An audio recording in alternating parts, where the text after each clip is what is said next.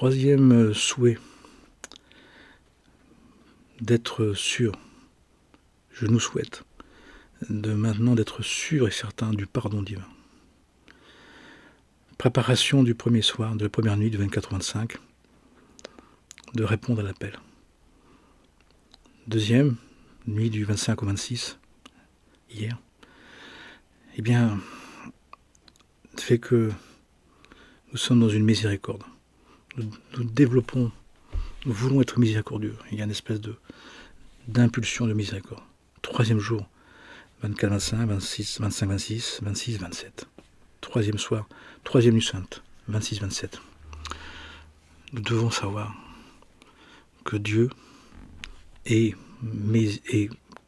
pardonne, que Dieu pardonne.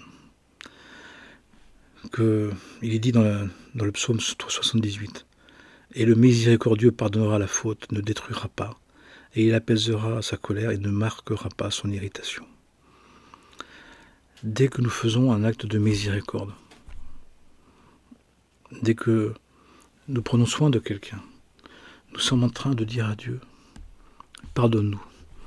Et il est dit dans les enseignements que Dieu répond aussitôt à l'appel. Vous vous rendez compte? Ce monde, nous pouvons le transformer, nous pouvons le changer très rapidement. Nous pouvons éviter tous les malheurs, toutes les violences, toutes les horreurs. Comment? Parce que en répondant à l'appel du divin, nous devenons miséricordieux. Et plus nous sommes miséricordieux et compassionnels, plus le divin nous pardonne, plus le divin nous apaise, plus le divin nous donne du temps, nous donne de l'aide, nous donne des bénédictions. Parce que le divin ne peut être que attendri. On dit que le divin, quand il est dur, quand il est rude, c'est que c'est pas pour nous punir. C'est jamais pour nous punir. C'est jamais pour nous meurtrir ou nous faire du mal. C'est toujours pour nous sauver. C'est toujours pour nous récupérer. C'est toujours pour éviter qu'on se perde. Ça montre à quel point le divin est prêt à pardonner, à passer par-dessus, à mettre de côté, à oublier, à effacer.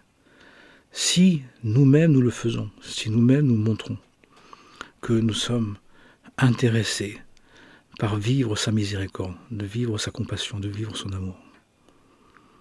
Nous avons une clé fondamentale, une clé essentielle, une clé principale pour sauver notre monde, pour faire en sorte que notre monde puisse se rééquilibrer. C'est de savoir que tout acte de miséricorde qui exprime le fait d'avoir entendu l'appel, de s'être rappelé notre mission, notre rôle, notre vocation divine, fait que le divin pardonne, que le divin éloigne, le divin apaise, le divin efface, le divin apaisera sa colère et ne marquera pas son irritation. Le divin veut qu'on réussisse. Le divin fait tout pour qu'on réussisse. Et même encore une fois, quand il intervient rudement ou durement dans nos vies individuelles ou collectives, c'est parce que c'est pour nous éviter une catastrophe. Nous devons le savoir. Le divin peut avoir un amour très rigoureux, mais il a toujours une rigueur très très bienveillante. Parce que le divin ne cesse de vouloir nous pardonner, ne cesse de vouloir que de nous faire éviter toutes sortes de difficultés.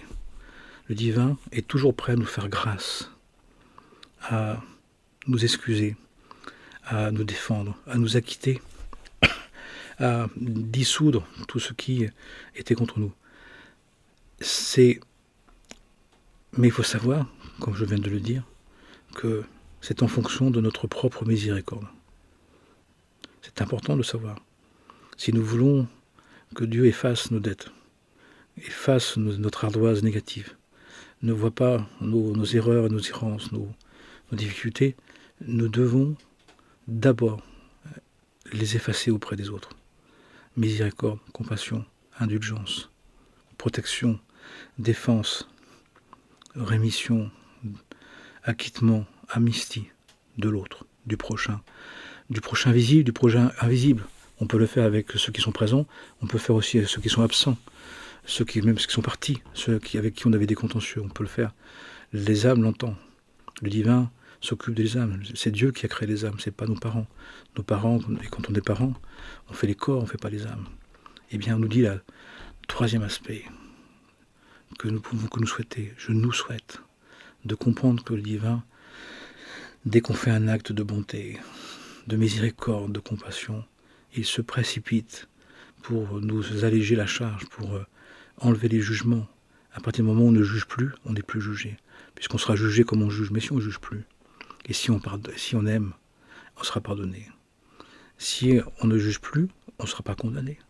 Et si on est miséricordieux, si on fait des miséricordes, si on compatit, on ne sera pas inculpé. On ne sera pas nous-mêmes accusés de quoi que ce soit. Très, très grande importance, à savoir, très grande conséquence sur des actes que nous pouvons faire. Si nous pardonnons, nous évitons toutes les formes de rancœur, de ressentiment, de retour, qui passe par des rancunes, des représailles, des disgrâces, des rancœurs, mais qui fait aussi que, en pardonnant, eh bien, on fait en sorte de s'éviter toute dérégulation négative, toutes des conséquences. Et nous devons le savoir. Et nous devons le savoir pour nous faire en sorte de dire « Ah, mais quand je suis miséricordieux, quand je prends soin de mon prochain, ça veut dire que c'est... » alors que mon prochain, comme je le disais hier, n'est pas forcément bien avec nous, n'est pas forcément correct avec nous. Pourquoi ça n'a pas d'importance? Parce que c'est Dieu qui nous récompense. Et Dieu, quand il nous récompense pas un petit peu. C'est tellement à quel point c'est difficile. Et à quel point pour nous, dans les temps actuels, c'est extrêmement difficile de prendre soin, de compatir, de baisser la tête, d'aimer alors que l'autre nous repousse, nous néglige, nous défie, nous se moque, que c'est lui-même qui nous récompense. Il nous fait grâce. Il efface l'ardoise, il efface tout ce qui est sur l'ardoise. De cette vie, des vies précédentes, des générations, et même d'après. Est-ce qu'on se rend compte de ça? Et donc je nous souhaite de prendre conscience de ça. Que c'est pas sans intérêt, c'est pas sans importance, c'est pas sans avantage, c'est pas pour rien qu'on fait ça. Ça se verra peut-être pas. On le saura peut-être jamais, en tout cas dans cette vie, parce qu'entre deux vies, on voit, on nous dit, on nous montre les tenants et les aboutissants. Mais il faut le savoir. Et si vous en doutez, et vous avez le droit d'en douter, faites l'exercice. Soyez vraiment aimant, compatissant, miséricordieux, compassionnel, et acceptez que l'autre vous repousse, vous défie, vous dénigre, n'en profite mal, ne néglige, ne vous remercie pas, que ça ne fait rien pour l'autre. Et vous allez voir que c'est Dieu qui pourvoit. Et là on voit à quel point le divin nous aime, à quel point le divin, il est d'une tendresse, d'un amour, d'une compassion, d'une bienveillance, il est fou de nous. Le divin est fou de nous. Le divin est d'un amour total. C'est celui qu'on cherche à avoir avec un autre. C'est celui qu'on espère donner et recevoir. Mais là, on peut le trouver, c'est avec Dieu. Comment? En étant miséricordieux. Mais ça veut dire aussi que nous devons nous mettre dans une intensité, dans une ardeur, dans une régularité, qui fait que ce qui nous intéresse, c'est donc de recevoir du divin lui-même.